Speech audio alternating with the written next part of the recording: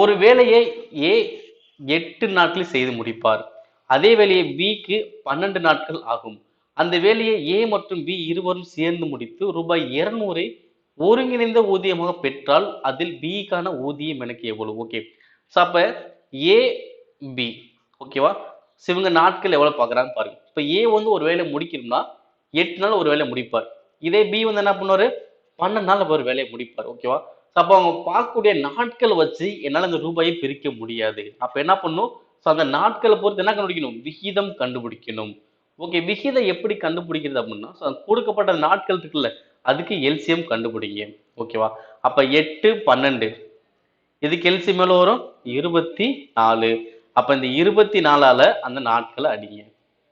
அப்ப 24/8 எவ்வளவு வரும்? 3 இஸ்டு 24 12 2. அப்ப 3:2. நம்ம கொஸ்டின் என்ன கேட்டாங்க? பிக்கான ஊதியம் தான் கேட்கறாங்க. அப்ப பி. அப்ப பி உடைய பங்கு எனக்கு எவ்வளோ? 2. பி உடைய பங்கு 2. மொத்த பங்கு எவ்வளவு இருந்துச்சு? 5 இன்ட்டு மொத்த தொகை எவ்வளோ? 200. இப்போ அடிங்க. 1 5 5 4 5 20 0. அப்ப 2 40 80. ஆன்சர் 80.